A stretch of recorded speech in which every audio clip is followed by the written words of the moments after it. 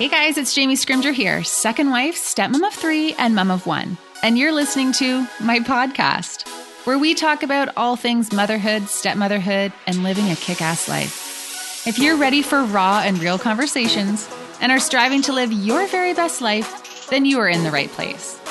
Every week, I'll provide you with tips and strategies and mindset shifts to inspire you to live your own version of a kick-ass life, while bringing you along as I create my own. Hey guys, welcome back to the podcast. Now, over the past few months, I've had so many of you reach out and ask me questions about how I built my platform for stepmoms. You want to know how I grew this community and ultimately, I guess, created a business doing what I love. Now, a few weeks back, I had the opportunity to talk about all of this on Kelsey Murphy's podcast, Whiskey and Work. Now, if you're not familiar, Kelsey is a speaker, a writer, a career and business coach who has worked with companies like Facebook and Google, Apple, Twitter, Thomas Shoes, and The Gap. So it was a huge honor to be interviewed on this podcast because it actually happens to be one of my favorites. Every day I have people ask me what I'm listening to, and this one always makes the list. Now, people listen to podcasts for different reasons. But personally, I listen to get inspired. I listen for personal development, to learn from other people's successes.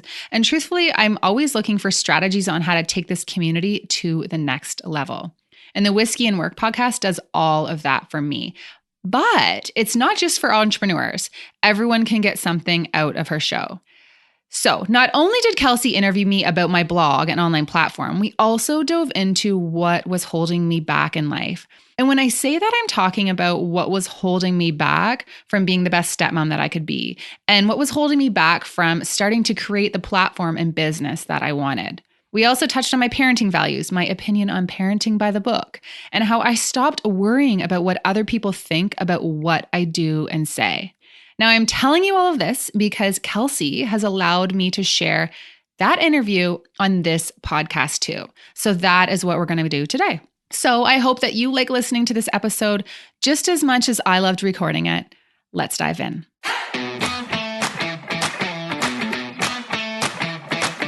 This is the Whiskey and Work podcast, a place to talk about building better relationships, creating more fulfilling work, and living the life you've always wanted. And I'm going to tell you, it ain't easy, but it is worth it. So if that sounds like your sort of thing, stick around. I'm your host, Kelsey Murphy, and this is Whiskey and Work.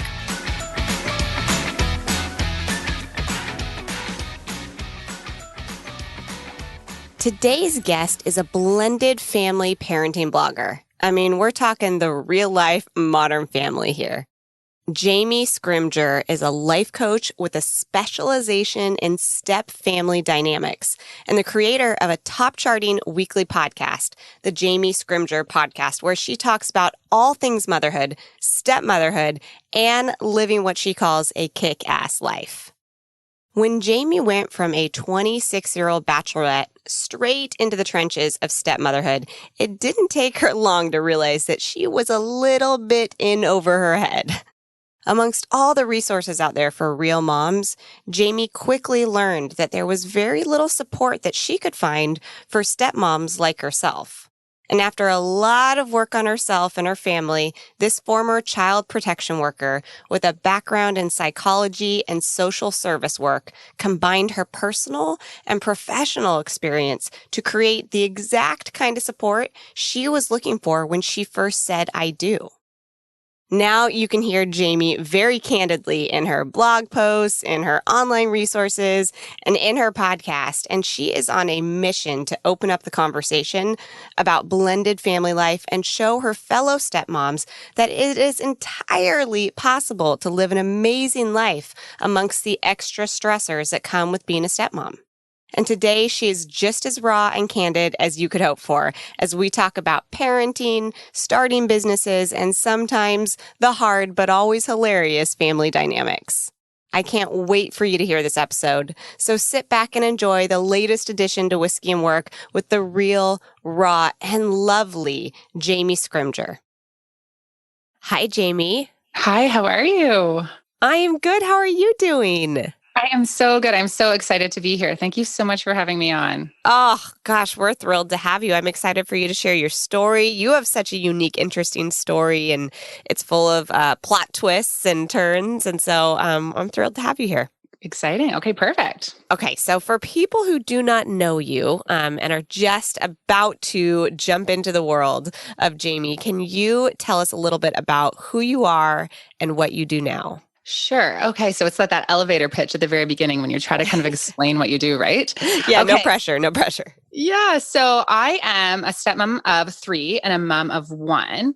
And I always introduce myself by saying that because that kind of is the whole premise to everything that I do. So when I was 26, I fell in love with a single dad with three kids and became a stepmom. So, to make a long story short, it was a lot more complicated than I thought it was going to be.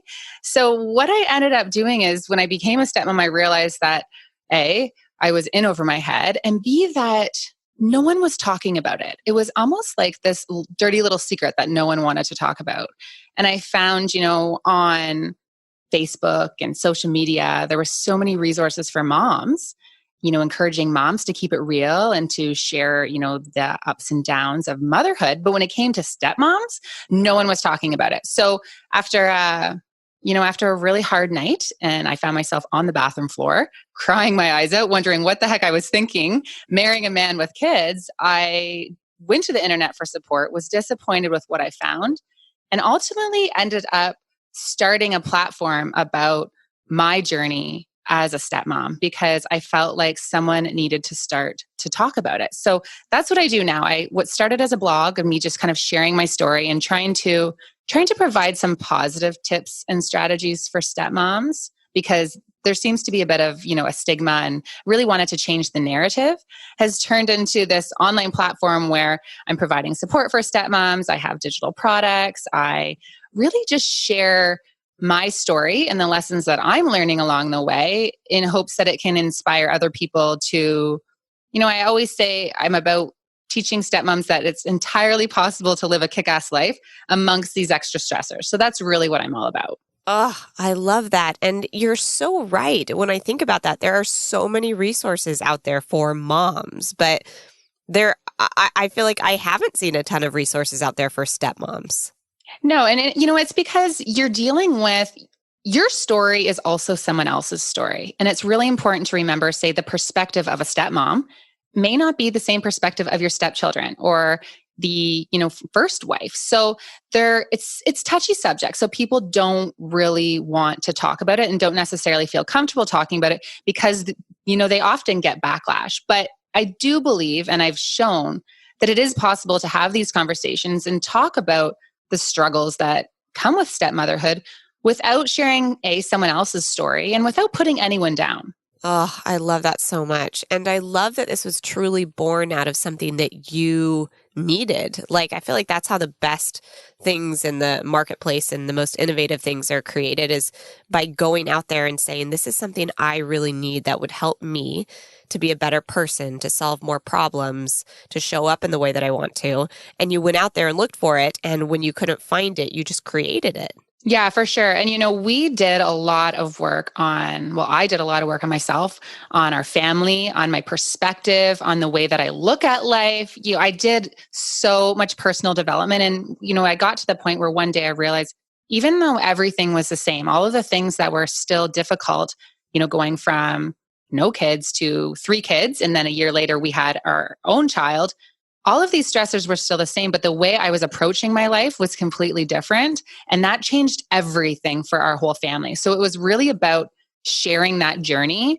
And I really don't like the word journey, but it kind of seems like that's the only word to say, but of really sharing that journey with everyone else so that they can hopefully get to the same place that I'm at. Oh, I'm fascinated by that. So give me an example of what that looks like when you talk about the fact that you started showing up in a different way. Well, I think that we can spend, as a stepmom. So as a stepmom, a lot of my life is out of my control. So as a mom, you get to decide your kids' schedule, what things they're signed up for, the rules, things in your house, all of those things. It's just like little things that you don't think twice about. It's just how you run your home. Whereas when you're the stepmom in the home, a lot of these things are decided, A, by their mom, who rightfully so, it's, she should be deciding those things, or the way that, say, your husband and his first wife decided to raise the kids. So in terms of their rules, their expectations, their values. And there's a lot of things that were different for me than the way things that were done before I came into the picture. So much of my life is absolutely outside of my control. And it consumed me for a while. I came in and I really tried to kind of switch things up and control things. Or, it was frustrating when choices were being made that were going to impact my day. But at the end of the day, I can't control those things. So you really need to get to the point where, what's that quote? It's like, you can't control how someone else acts. The only thing you can control is your own reactions. And it's just about kind of getting systems and mindsets into place so that you're not being derailed by things that you can't do anything about. I love that. I feel like that's good advice for everyone. I could absolutely take that into my life. I can't even imagine what it would be like to come in and to try to reorganize that world that you are living and breathing and that is affecting you every single day. Like having to step into that knowing that there is someone else making really big decisions or guiding, your children in other ways. I mean, that's hard enough for me and my husband to get on the same page, let alone, me, my husband, and another person to come in there and to do it all with love and empathy and understanding without judgment. I feel like that would be really tough for me not to be reactive. Oh, it is so tough. And that's not to say that there aren't times when I have been reactive, or there's times where I've reacted to something and woke up in the morning and been like, probably could have done that one a little different, right? But I think the whole thing is that when you're a stepmom, it's really hard to find your role because, you're expected to love, your stepchildren like they're your own. You're expected to be there, but then you're also expected to respect the role of their mom before. So it's almost like this damned if you do, damned if you don't scenario. You don't know when to step up. You don't know when you're supposed to step back. And figuring out that role in a family is a tricky role. It's a tricky job. Mm-hmm. Oh, I can imagine. So take me, for lack of a better word, through your journey of building kind of your blog and starting your podcast. How did that begin? Like were you always a blogger? Were you always a podcaster? What was your past life like? So when I was single, living the single life as a bachelor at 26, before I, became a stepmom, I was a child protection worker. So I worked with CAS. So that's our child protective services in Canada. And I was a case manager. So I would work with families who were in crisis. Many times people who are dealing with divorce, custody and access problems, abuse, emotional abuse, so many different child protection issues. So that's what I did before. And then when I actually ended up moving into the home that my husband lived in when we got together, because obviously he's not going to uproot the kids so that he can be with me. It was me who was moving my life. So when I moved here and became a stepmom, and then, we got married and we were having a baby of our own, I realized that, there's a lot to do here. And we decided that I wasn't going to go back to my job in child protection just because there were some safety concerns. And it was a lot of nights. So I was primarily just a stay-at-home mom. But I had a lot to say. And I just kept having this idea in my head. I said, I need to start talking about this. I need to have this blog. I kept thinking about all the things that I wanted to say and the conversations that I wanted to change, but still something was holding me back. And, obviously that's the fear. And we all know that before we start a business, that fear is typically what holds us back. And then one day I just decided to go for it. I was at home with the baby and I was kind of bored during the days, to be quite honest. It wasn't all that I thought it was going to be. And it really just started as a blog. So I was just sharing our stories, but I was sharing other things as well. It was just very much a hobby blog. And then about a year in, I started getting messages from people from all over the world, from stepmoms, from literally all over the world, messaging me and saying, you're saying the things that I'm afraid to say, or, you're feeling the things that I feel and I'm, feel alone. I didn't think anyone else felt this. So it truly was, I was opening up this conversation. And because no one was talking about this type of topic, it was pretty easy for people to find me. So from there, it really just branched out. I decided that, I was spending my nights replying to stepmoms from all over us. There is something here. So from there, I ended up just creating some digital products. I created an online course for stepmoms where it started out, we're 8 stepmoms from all over North America. We'd get together for, a coaching session on Wednesday nights, and we'd have a glass of wine and talk about all things stepmom life. And then it branched out into a larger digital course. Now I have, an ebook and different ways of supporting stepmoms through just the internet. Oh my gosh, I love that. So it literally started out as a hobby blog. Right. And for me right now, it's actually, I was talking to my husband about this, I think last year, and we're talking about expenses and all of the things with my, the business end of things. Right. And it took me a long time to realize that I had a legit business. It really, really did. Even though I would look at the numbers, or I would look at, I would have expenses, or I would have, different conferences I would go to. It took me a while to kind of say, yeah, oh my gosh, I have made my passion into a business. Oh, that gives me all the chills. I love that so much. And I think that it's so common.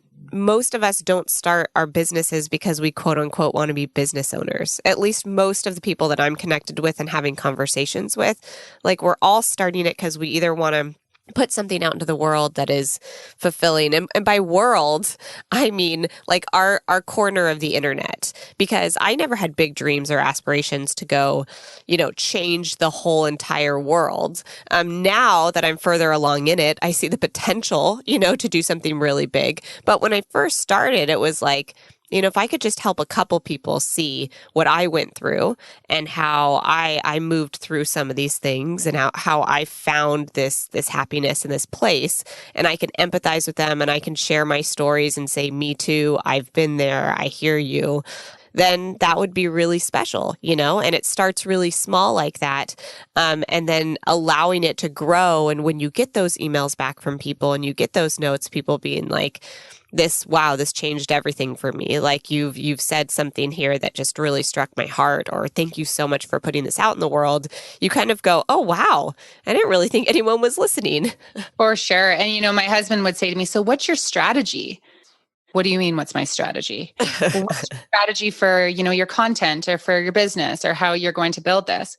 Well, I have something that happens, it fires me up, and then I write a blog post about it. There's really at the very beginning, there really was no strategy. It was just about sharing our story and inspiring people. Oh my gosh, I love that so much. And I have to just reference something that I love so much on your about page on your website.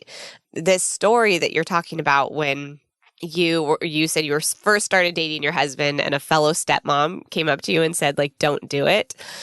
I love how you said, like, you started to understand what she meant as you started to go through it. And I have to just kind of like read this from your site because it really struck me. You said you finally understood she was saying, if you are completely dedicated to this, willing to feel like an outsider and deal with the ongoing drama that can and does exist in a blended family, then go for it.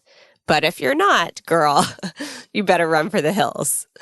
And I stand by that. Oh my gosh, like that just like spoke to my heart. And I'm not a stepmom, but it spoke to my heart because I feel like that is what it's like to do something that you love, that is what it's like to follow through, and be with the person that you love, regardless of how complicated it is. Like for me, starting my quote unquote life coaching business. I'm doing air quotes because I never wanted to be a life coach. I thought that sounded really hokey and woo woo. And we'll to be a stepmom coach. I can't even imagine, like, right. When you're at a cocktail party, people are like, so what do you do?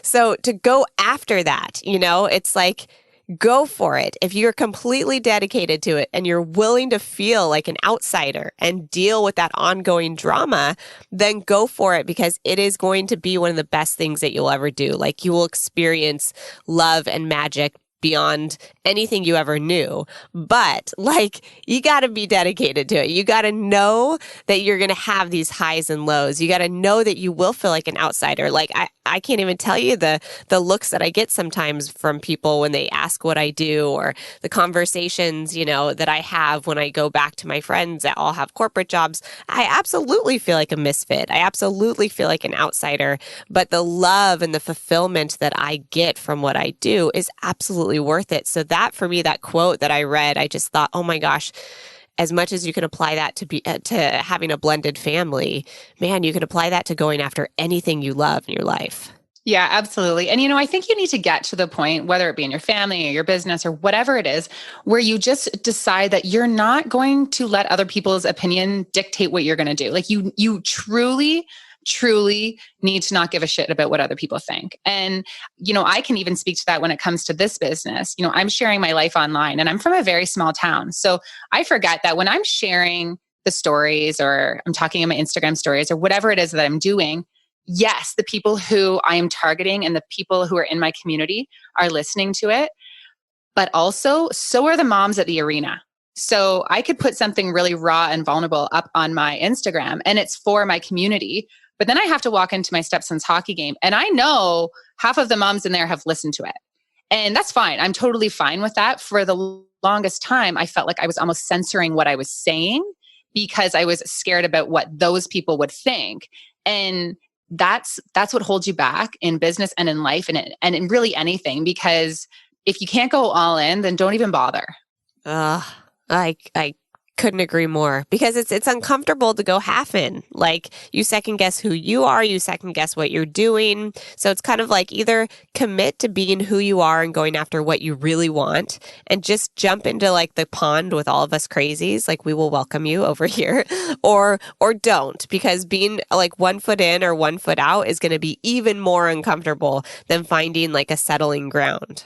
Yeah. And you're not going to find success if you're not all in, because honestly, as soon as I realized I'm all in, I'm going to speak my truth. I'm going to say whatever it is that I want to say. My community started to grow. My business started to grow. The impact started to grow, is because those little voices in the back of my head were kind of holding me back and censoring me. And now it's like, that's great. You can like what I do. You don't have to agree with it, or you can have no idea what the heck I'm doing. That's totally fine, because it's not for you. Yeah, absolutely.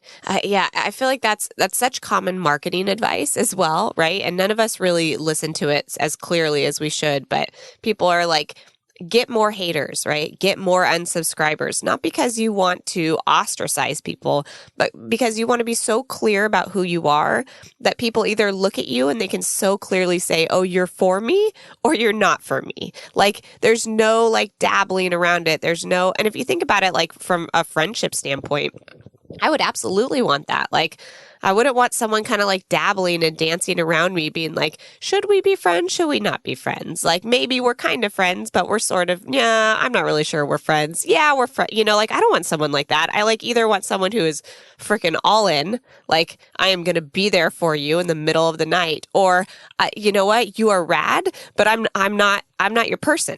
I'm going to go be somebody else's person. I couldn't agree more. Yeah. Oh, I love that.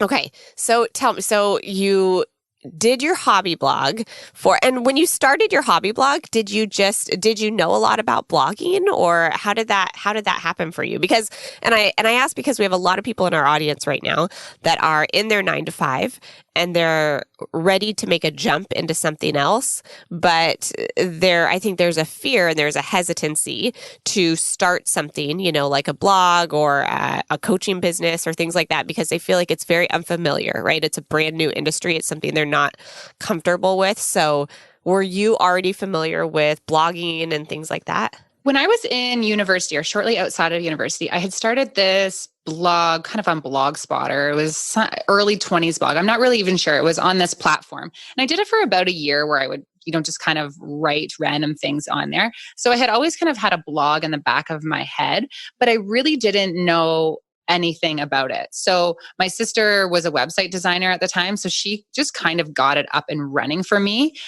But after that, honestly, so you work with Marie for B School, right? Yep. And I took Marie's course, B School, and her whole everything is figure outable. It could not be more true. You can actually Google anything.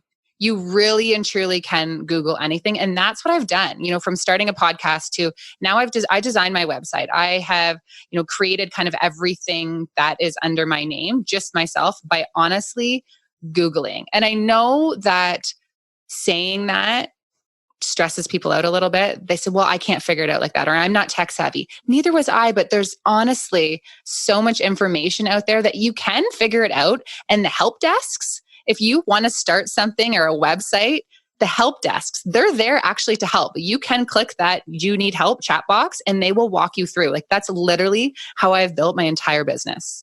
Dude, the help chats, I feel like I'm on those daily. And if I'm not on those, my assistant is. And if my assistant isn't on those, my intern is. We are all constantly using those because they are like, well, they're like little angels sometimes because they're going to come save you. But they're just so accessible. Like it's so easy to pop in and to ask them something. You're so right. I've never had anybody say that or bring that up because Googling and telling people to Google it is the natural thing. And I think that's hard because Googling feels big, it feels overwhelming, and it doesn't feel like a fix-all, which I think is what we all want sometimes, if we're being really honest. Like, if I need something fixed on my website, the idea of going and Googling it and figuring out how to fix it or reaching out to the help desk, it feels like an extra layer, an extra step. But the satisfaction that comes from being able to solve that and realizing, oh, I thought it was going to be an hour, turns out it's only 20 minutes. I just needed to get the ball rolling. I think that is so amazing. But I love that you're bringing up the help desk because every single like WordPress or Squarespace or places like that, I mean, every single one of those website builders, like they will come to you and answer any specific question that you have. And they're really good. For sure. And one note about the Googling is I will put full sentences in Google. How do I make this happen on my website on Squarespace? Full sentences, because if you have that question, there's a really good chance that someone else has asked that question in a help desk or some, those comment threads, and that answer will come up. Like that's how I've, answered a lot of the questions that I've had from my website by just full on putting the full sentence as if I'm talking to an actual person into Google. And I think sometimes people overthink the Google search. Put it all in. Google will figure it out. Yeah, absolutely. I love how we're really pulling back the curtains and letting everyone know how not fancy we are because this is how we solve our problems. For sure. Oh my gosh, I love it. Okay, so you have your hobby blog. You start it. You do it for a whole year till you start to see some traction. Is that right? Well, I think I saw some, I'm not a numbers person, so I don't really know exactly when it became something bigger.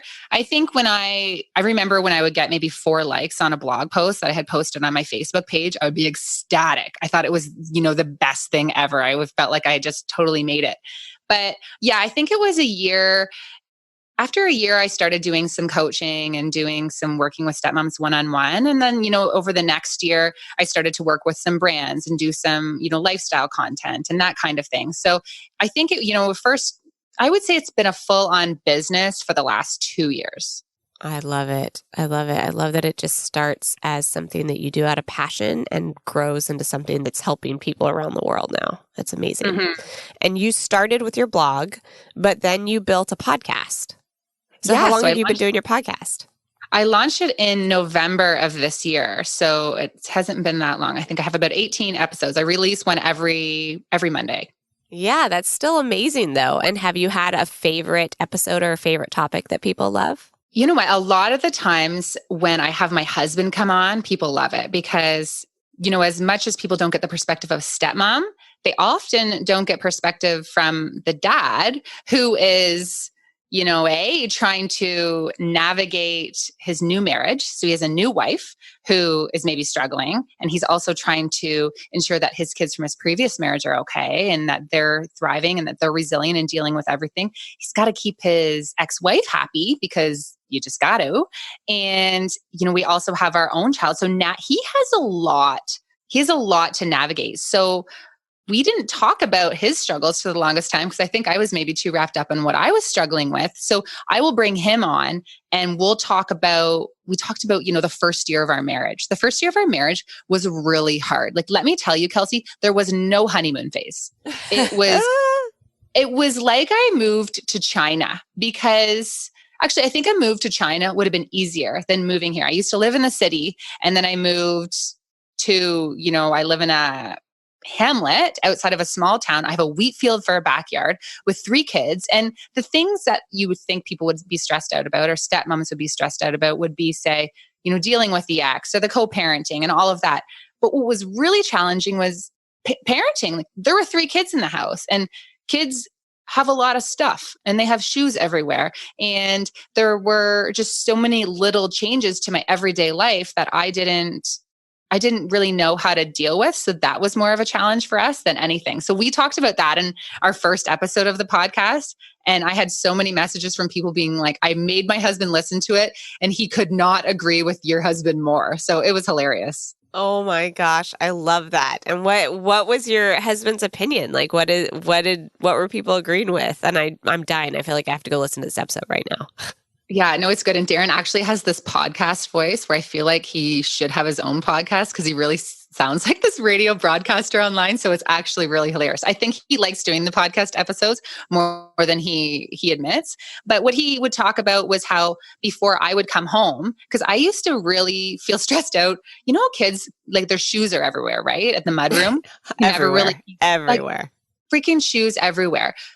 Coming home to that mess from kids was a huge struggle for me. I was never used to anyone's mess other than my own, right? So he'd talk about kind of running around and trying to, clean up before I got home just to make sure that it was a nice atmosphere for me to come, and just the stresses that he had and just things that I would maybe overreact about because I was a child protection worker before. And before that, it was called a family support worker, which think super nanny, right? So come in, help you learn how to parent your kids, rules, discipline, which was really not appropriate because I was 24 at the time and had no kids. So about zero experience in parenting, but yet I was parenting from the book.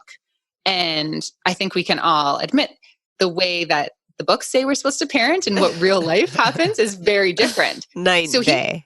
Yeah, he'd be 5 minutes past bedtime or 20 minutes past bedtime. And I'm like, we have to be on top of the routine, and it's about structure and routine and consistency for kids. They need to know what to expect. And he's like, Jamie, chill. The movie's like, there's 15 minutes left in the movie. Everything will be fine. I'm like, no, this is really important, right? But because I'm thinking about it from my education and from my professional experience, when that's just not, we all just kind of fly by the seat of our pants when it comes to parenting, and that's totally okay. Oh my gosh. What have you seen? I'm totally intrigued specifically by that because I have a 2.5-year-old who is just, giving me a run for my money. That sweet little angel. And I struggle with that, to be honest. I struggle with going by the book and doing the things that they tell you to do versus being super chill and being like, we don't need to nap today, or we don't need to go to bed on time. Like we have friends in town. We're going to go do fun things. How do you balance that? So I think for me, because I was a stepmom before I was a mom, those like my 3 stepchildren, which by the way, they are the most, I couldn't have lucked out more in the stepchildren department.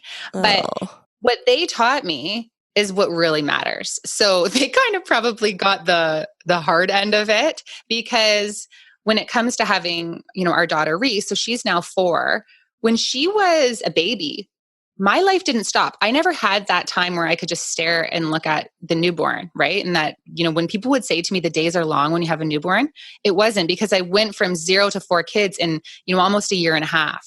So we would be at the hockey arena, or we would be at social events with my stepchildren. So we didn't get that routine and that, nighttime consistency, because every single day in our world is different, and every other week is different because of the schedule we have with my stepkids.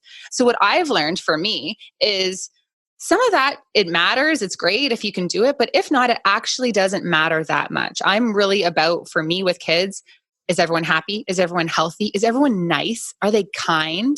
Do they feel loved? Are they confident? All of those things, those skills that in life, or these qualities in life that are going to make them into a good human.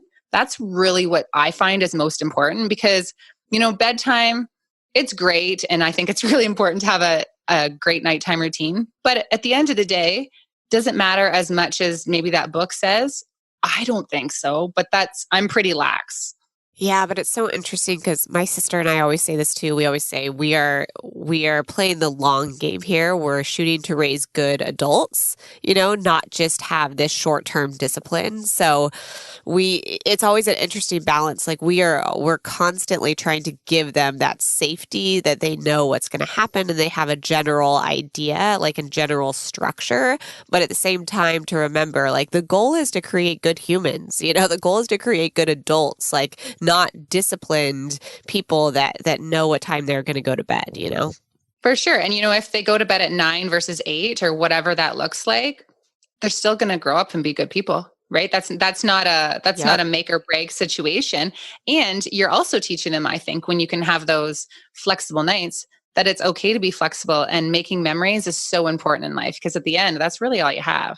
Yeah, absolutely. And the making memories piece, I feel like, is for them, but also for us as adults. I think there are times where we will rush home to try to get our kid in bed, and miss out on a memory or miss out on a moment. And there are other times where we just kind of let it go. I remember we took McKenna out to New York with us. I was speaking out at Twitter in their New York offices. And we took her out with us, and she was probably, she must have been like 6 months old. She was little. And we had just gotten her on some sort of schedule and some sort of nap schedule. And it was so conflicting for me because I was so sleep deprived, and we just got her on a nap schedule. And I was like, should we, forego? We were staying with my very best friend in New York, in Brooklyn, and I had this wonderful speaking engagement, and so should we forego some of these experiences and just stay local and put her down for a nap? And we were like, no, like we can't live our lives like that. Like just throw her on the pack and let's go. And I remember that being a really hard decision, but my memories from that weekend are the most special memories of like walking around Central Park with like my best friend and her husband and my husband and McKenna like on my chest, and staying out late and like eating food, and all of us, passing McKenna off and holding her while the others like sat and ate like our beautiful salmon dinner and wine. And like those memories, I will never lose those. It was such a special, unique time, and life goes by so fast, right? Like I feel like I blinked, and then all of a sudden McKenna's no longer 6 months. She's 2.5 years old, and my best friend is pregnant right now, and she's about to have a baby. And so our life situation and circumstances are very different. That casual walk around Central Park and be so carefree and fly across the country, like you may not always have that lightness and that ability to create those memories. So I feel like it's so important to remember that. So I love that you brought up making memories, because I think that if that structure and those things are getting in the way of that, you may want to reevaluate them. For sure. I'm all over that. Oh, I love that. Okay. So tell me, what is one of the biggest, like best topics that people come to you for when it comes to stepmom support? And I'm curious, is it specific to stepmom stuff, or is it like a bigger overarching kind of theme that we can all take? Because what I've noticed from a lot of your content is, and even from just that quote that I read, as much as a lot of the advice and a lot of the tips that you're giving people on being a stepmom, and how to navigate those waters, a lot of those things are things that I feel like I could apply to my life, as well. Like this ability to, commit to something, this ability to not be reactive, this ability to, be very intentional, this ability to not judge. So I'm curious, what is like the top thing, one or two top things that people love to hear you talk about? Well, I think that people love to talk about the ex-wife. I will say Oh, people are interested in that because there's this assumption in life that there's always going to be this turf war drama or this pissing match between the stepmom and the mom, and trying to kind of navigate your way through that. And honestly, there are a lot of high conflict situations where the stepmom and the mom just don't get along. And it's about that's primarily what a lot of my content is about, is people who are struggling with that.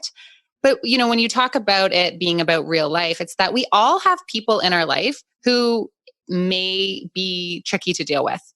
And I think it's so important to remember, and this is what a lot of my content is about, is that you can't control what other people say or what they do or how they see the world. And I think that's the most important thing is the way that I see the world is very different than the way my stepchildren's mom sees the world. And when I'm saying the world, the very same situations. So the way she could perceive our co-parenting dynamic is different than me because we are all looking at it from a different lens. And that is so important for anyone to remember in life is that we only have our own truths. And that's based on our history and, our current situations, our current interactions, and all of so many different factors. So what I'm really about is kind of helping people navigate their way through that in a way that doesn't add fuel to the fire and just kind of diffuses any conflict. Because at the end of the day, I always say to anyone who follows me, what do you want your kids or your stepchildren to remember about their childhood? And it's a huge loaded question, but you don't want them to look back and be like, oh my gosh, my mom and my stepmom couldn't be in the same room. Or I used to feel stressed out about being at my mom's when I was at my dad's because I felt bad for my mom or any of those emotions that children of divorce have to deal with. It's really about being the bigger person, walking away and controlling your emotions and realizing that your lens isn't the same as someone else's. Oh, I love that. Realizing your lens isn't the same as someone else's. That I feel like is something I can take with so many people in work also, but just in my personal life to remember that I think we forget that. We think that this to me seems so clear as to why you would respond a certain way or like it seems so obvious. And then to be able to be mature and respectful of somebody else's situation, I think that you almost have to rise above it and get kind of like that 30,000 foot point of view and look down and realize, oh my gosh, that person had a completely different childhood than you. That person felt different amounts of love and fear and safety and confusion throughout their life. That person has different triggers than you. That person literally is wired differently than you. So some things that trigger us are not going to physically trigger other people and vice versa. And just to realize like we are all such different humans and that's okay. Like we're supposed to be like that. And our job isn't to judge them or want them to come to our side. Our job is to allow them to have that experience.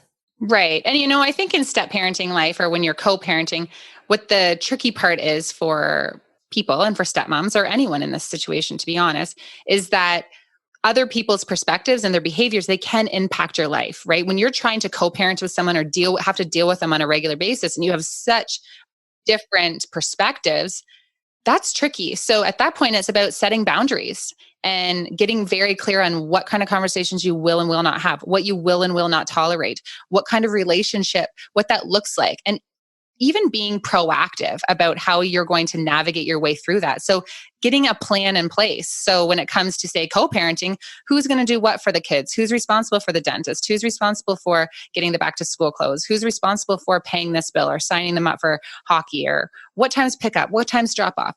All of those things that when you're in a first family that you don't think about, I'm always recommending that people get a concrete plan so that there really are no surprises and there isn't any room for differences of opinion because you know exactly how everything is going to be laid out. And if you're dealing with a toxic person, then you're minimizing the opportunity for conflict and the opportunity to interact with them. And that goes for anyone, right? I'm talking co-parenting situations right now, but say you have a mom who can have a great relationship with, but it sometimes is toxic from your parent or your relationship, during your childhood.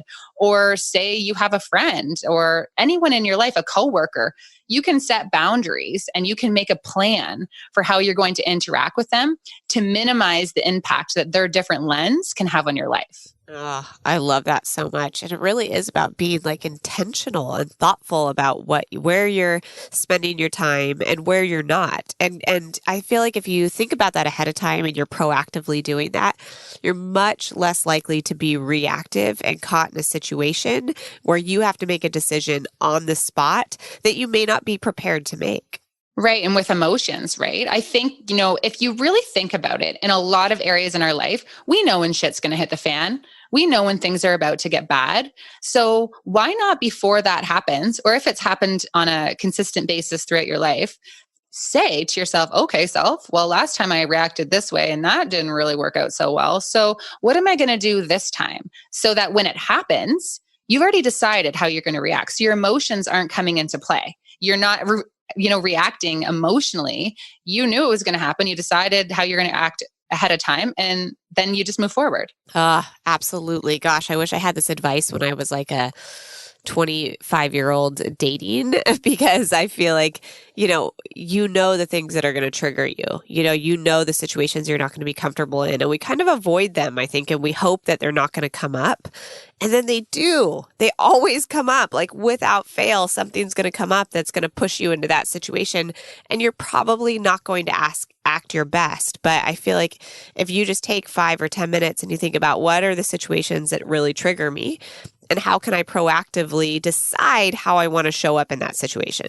Right. You think about your marriage too, right? So I don't know about you, but I pretty much have the same arguments with my husband. Like that's our same issues over and over and over again. Yeah. Not that they're crazy arguments, but what do they say? The first fight that you have with your partner is pretty much going to be your argument for the rest of your life. And mine's communication. He isn't good by saying he's going to be late or that kind of thing. He just doesn't send the text message because he doesn't think it's a big deal. Whereas I've been asking over and over again our whole relationship, just so I know around dinner time and that kind of stuff. And it's been this thing for us since we've been together. And the very beginning, there were times where we literally got in heated arguments over his inability to communicate. But he's not going to change if he hasn't changed that by now. So having those arguments did not change his behavior. It actually just ruined our night.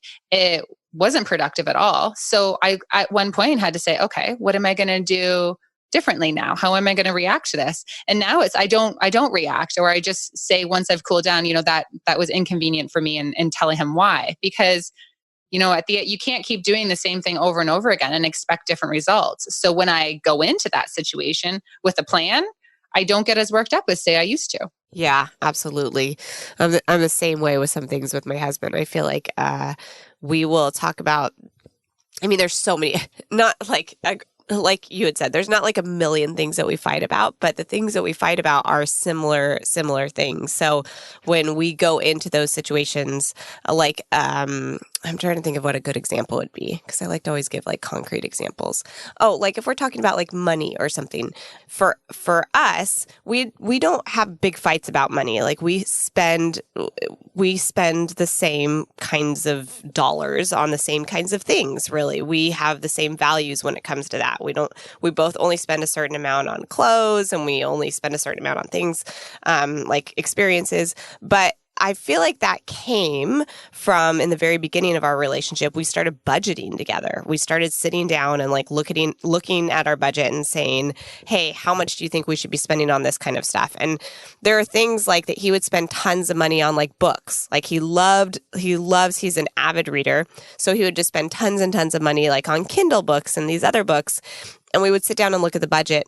And he would be like, oh, wow, like I don't need to be spending that much money a month on books. Like I can go to the library, or I can get these things done. But it was so interesting having that proactive conversation about money, because then now when we get to the point like where I used to like to spend a ton of money on groceries, like I would just buy extra groceries every week and be like, well, I'm going to cook this one meal that I never ended up cooking. And then when I saw the amount that I was spending, I was like, oh, I don't need to be spending quite that much every week on groceries. I can cut that down a little bit. But that proactiveness of having that conversation allowed us to show up in situations where we may question each other a little bit, because we are different humans and we have different priorities and we come from different lenses and we have different needs and wants. We, instead of questioning each other or feeling uncomfortable or having there be this resentful underlying conversation that we're not having because we don't want to rock the boat at the end of the night, we instead would proactively have that budget conversation. And we try to do it every month. We try to sit down every month and have like a budget date. It doesn't happen every month, let's be honest, but we try to, and it's on the calendar. But even if we only do it every other month, we're sitting down and we're looking at our budget. So we're proactively able to handle one of the things that is one of the top reasons for married couples to get in huge arguments. Yeah, no, for sure. And that's the thing. Tackle things before they become an issue. 100%. 100%. Oh my gosh. Jamie, I feel like I want to cover like 19 million more topics with you, but instead I'm just going to go listen to your podcast. And I want to make sure before we get off that everybody else knows about your podcast and also knows where they can go and see you and support you and hear more of your amazing stories.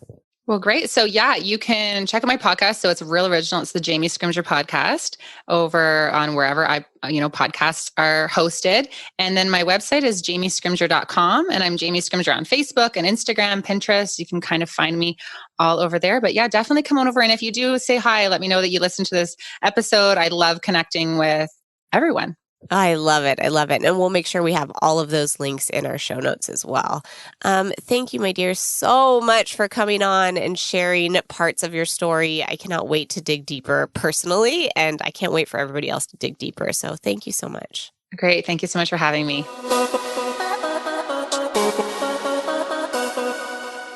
Well, there you have it. I hoped you liked this episode as much as I did and that it answered any questions that you have about how all of this got started.